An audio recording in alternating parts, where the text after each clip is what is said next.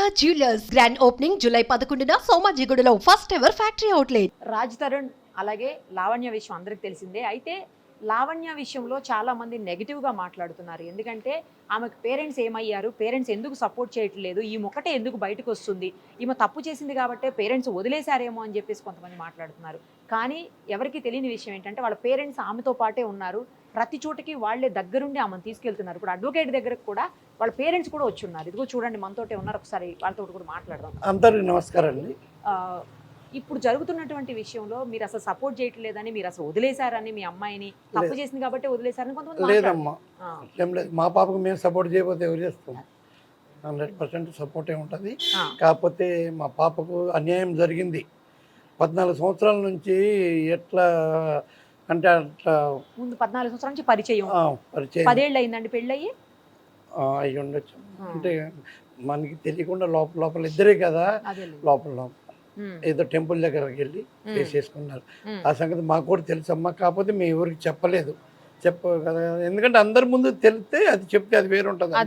కాకపోతే మేము ఎవరికి చెప్పలేదు. మ్యారేజ్ అయిందని చెప్పిందండి మాకు. తర్వాత మీరు వాళ్ళ ఇంటికి వెళ్తాం, వాళ్ళు మీ ఇంటికి, అది మామూలు వస్తూనే ఉంటాం, వెళ్తూనే ఉంటాం. ఓకే, అసలు ఎక్కడికి రావట్లేదు, బయటికి తెలియదు ఎవరికి, బంధువుల ఇంటికి, ఫంక్షన్స్ కాటికి కూడా ఎక్కడ ఎప్పుడు రాలేదని అంటున్నారు. తను తీసుకెళ్ళకపోతే మనం ఏం చేస్తాం? తీసుకెళ్ళట్లేదు తను. అందరికి మొత్తం తెలుసండి. ఆల్రెడీ లావణ్య వాళ్ళ రాజ్ తరుణ్ వైఫ్ అని కుటుంబ సభ్యులందరికీ కూడా అందరికీ తెలుసు. మా చుట్టాలు తోడలుడు ఖమ్మం కూడా వచ్చారమ్మా. ఖమ్మం కూడా వచ్చారు. ఆవిడ విజయపురాలు ఇద్దరు కూర్చుని అమెరికా పంపించినటువంటి వీడియో. అమెరికా పంపించినప్పుడు విజయపురాలు ఇద్దరు కూర్చున్న పిల్లలు అమెరికా పంపారు. తిరిగి టపాలో భర్త ఒక్కడికే తెలుసు, రైల్వే స్టేషన్ నుంచి కేసు. అదే అర్థమైంది. మీతో బానే ఉండేవాడా అండి రాజ్ తరుణ్? మాట్లాడుతూ కూడా 2 days బ్యాక్ కూడా మేము ఇద్దరం కాల్ చేసి మాట్లాడాము. ఏం జరుగుతుంది, ఏం చేస్తున్నావు, అసలు పాప ముంచుతావా లేదని కూడా మేము చెప్తుంటే తను ఏమి ఆన్సర్ ఇవ్వటం లేదండి. నాదేం లేదు, మీ పాపని అడగండి. ఇంకా నేనేం చెప్పాలా, ఏం మాట్లాడాలా? మీ పాపని అడగండి, మాకేం తెలియదు. ఇంతకుముందు అంత మంచిగానే ఉండేవాడా? అప్పుడు కూడా మంచిగానే ఉంటాడు, అట్లేం లేదండి, మంచిగానే ఉంటాడు. కానీ బట్ ఏమైందో ఒక సైకోలాగా అయిపోయిందమ్మా ఇప్పుడు. అంతే, ఒక సైకోలాగా ఎలా మాట్లాడుతున్నాడో కూడా తెలియదు పాప విషయంలో. ఆ విషయం అయితే 100% అన్యాయం జరిగింది. అట్లా పద్ధతి కాదు కదమ్మా. ఇన్ని సంవత్సరాలు ఉండి ఇట్లా చేసుడు ఒకళ్ళ పేరు మీద.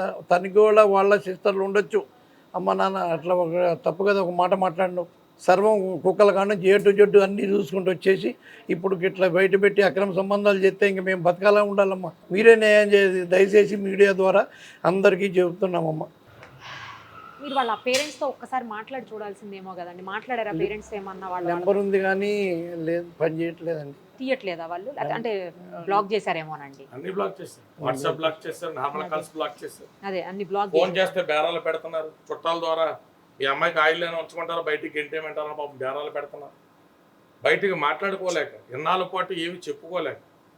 ఎట్లా ఇప్పుడు మీరు ఏం కోరుకుంటున్నారు? అంటే ఏం లేదండి, వాళ్ళిద్దరు కలిసి ఉండాలనే మేము కోరుకుంటున్నాం. ఇడిపోవాలని మేము కోరుకోవట్లేదండి, కలిసి ఉండాలనే కోరుకుంటున్నాం అందరి ద్వారా, మీ మీడియా ద్వారా కూడా. ఇంత జరిగిన తర్వాత కూడా మీ అమ్మాయి అదే కోరుకుంటుంది, మీరు కూడా? అవునండి, మరి ఇంకా మేము మా పాప ఏది కోరుకుంటే మేము కూడా అదే కదా కోరుకుంటాం.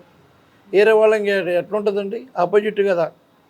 ఇంత జరిగిన తర్వాత ఏదన్నా ఉంటుందండి? పరువు పోదా? మాకు మరణమే సరైన, ఇంకేం లేదండి ఇంకా తప్ప.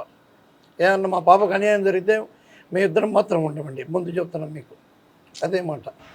ఇప్పుడు అంటే ఈ సంఘటన తర్వాతే కానీ అంతకుముందు అంతా బాగానే ఉన్నారా అండి ఇద్దరు? ఉంటాడు కానీ ఉండేవాడు, కానీ తన సూట్లోకి వెళ్తూ ఉంటాడు మేడం. అది ఓకే. అది మేము ఎక్కువగా కలవడు, 90% ఏదో సందర్భంలో కలుస్తాడండి. కలిసినప్పుడు మాట్లాడతాం, అంత ఫ్రీడమ్. ఎప్పుడంటే చేసుకుందాం అన్నీ అంటాడు.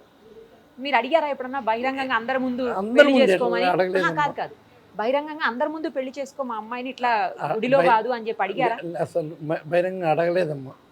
కానీ 10 మందిలో కాదండి, గుడిలో చేసుకున్నావు కదా, అందరి ముందు పెళ్లి పెద్దల సమక్షంలో చేసుకొని అడిగారా అని ఎటువంటి విషయం వాళ్ళ పేరెంట్స్ ముందు అడిగామండి. అడిగాం. అడిగితే ఇంకా ఇద్దరు ఇష్ట ప్రకారం జరుగుద్దాం రండి అని చేద్దామన్నారు వాళ్ళు కూడా. ఇద్దరు ఇష్ట ప్రకారం మీ అమ్మాయికి అన్యాయం జరగదని చెప్పారు వాళ్ళ నాన్న.